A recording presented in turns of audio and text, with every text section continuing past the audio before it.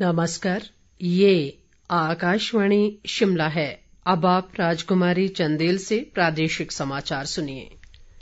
राष्ट्रपिता महात्मा गांधी की आज 75वीं पुण्यतिथि है। इस दिन को शहीदी दिवस के रूप में मनाया गया। आज ही के दिन वर्ष 1948 में महात्मा गांधी की हत्या हुई थी। नई दिल्ली में राजघाट स्थित गांधी समाधि पर सर्वधर्म प्रार्थना सभा का आयोजन किया गया।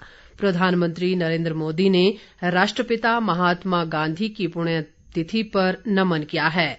एक ट्वीट में प्रधानमंत्री ने कहा कि बापू की पुण्यतिथि पर हमें उनके गहन विचारों को याद रखना चाहिए। प्रधानमंत्री ने उन सभी शहीदों को भी श्रद्धांजलि अर्पित की जिन्होंने राष्ट्र की सेवा में अपना बलिदान दिया है। इधर प्रदेश में भी राष्ट्रपिता महात्मा गांधी की पुण्यतिथि पर कई कार्यक्रम आयोजित कर उन्हें श्रद्धांजलि दी गई। शिमला के ऐतिहासिक रिज मैदान पर कृषि मंत्री चंद्र कुमार और जनजातीय विकास मंत्री जगत सिंह नेगी सहित अन्य गणमान्य लोगों ने महात्मा गांधी की प्रतिमा पर पुष्प अर्पित किए। चंद्र कुमार ने कहा कि महात्मा गांधी ने देश को आजाद कराने में अहम भूमिका निभाई और उनकी शिक्षाएं आज भी प्रासंगिक हैं। उन्होंने लोगों से महात्मा गांधी के आदर्शों पर चलने का आह्वान किया। इस मौके पर देशभक्ति के गीत भी गाए गए। उधर रिकांगपिओ में भी महात्मा गांधी को श्रद्धांजलि दी गई। शहीदी दिवस के मौके पर 2 मिनट का मौन रखा गया और देश के लिए उनके योगदान को याद किया गया। राज्य के अन्य स्थानों पर भी राष्ट्रपिता को श्रद्धांजलि अर्पित की गई। राज्य सरकार ने आगामी वित्त वर्ष का बजट तैयार करने की प्रक्रिया शुरू कर दी है। बजट को और अधिक लोक केंद्रित बनाने और बजट में समाज के विभिन्न हितधारकों की सहभागिता व विचार सुनिश्चित करने के लिए सरकार ने सुझाव मांगे हैं। एक सरकारी प्रवक्ता के अनुसार सुझाव आगामी 15 फरवरी तक ईमेल budgetidea.hp@gmail.com या वित्त सचिव के कार्यालय को पत्र के माध्यम से भेजे जा सकते हैं। वित्त विभाग के वेब पोर्टल पर भी सुझाव भेजे जा सकते हैं। संसद का बजट सत्र कल 31 जनवरी से शुरू होगा। सत्र की शुरुआत में राष्ट्रपति द्रौपदी मुर्मू लोकसभा और राज्यसभा की संयुक्त बैठक को संबोधित करेंगी। सत्र के पहले दिन दोनों सदनों में आर्थिक सर्वेक्षण पेश किया जाएगा। वर्ष 2023-24 का केंद्रीय बजट 1 फरवरी को पेश किया जाएगा।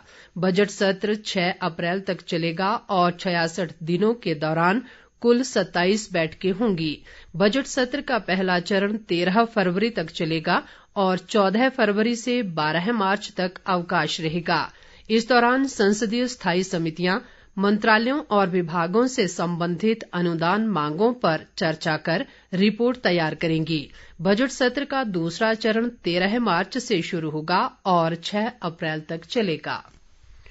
14वीं विधानसभा के लिए पहली बार चुनाव जीतकर आए विधायकों के लिए आज से शिमला में 2 दिवसीय प्रशिक्षण कार्यक्रम शुरू हुआ। इस दौरान उन्हें सदन की कार्यवाही, नियम और विधायी कार्यों के बारे में जानकारी दी जा रही है। विधानसभा अध्यक्ष कुलदीप सिंह पठानिया ने इसका शुभारंभ किया।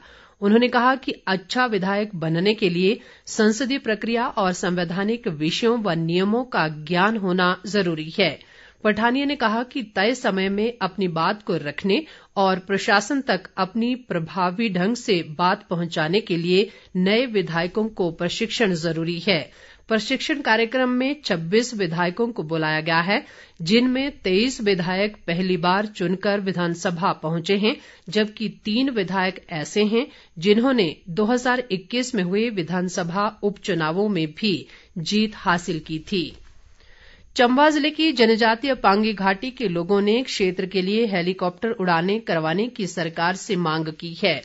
धरवास पंचायत के पूर्व पंचायत समिति सदस्य वीर सिंह राणा ने कहा कि भारी बर्फबारी के कारण सड़क मार्ग द्वारा पांगी घाटी का अन्य भागों से संपर्क कट गया है और ऐसे में घाटी में आने जाने के लिए हेलीकॉप्टर ही एकमात्र साधन है।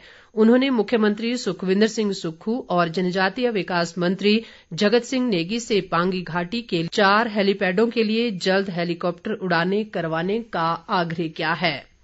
इसके साथ ही ये समाचार बुलेटिन समाप्त हुआ। नमस्कार।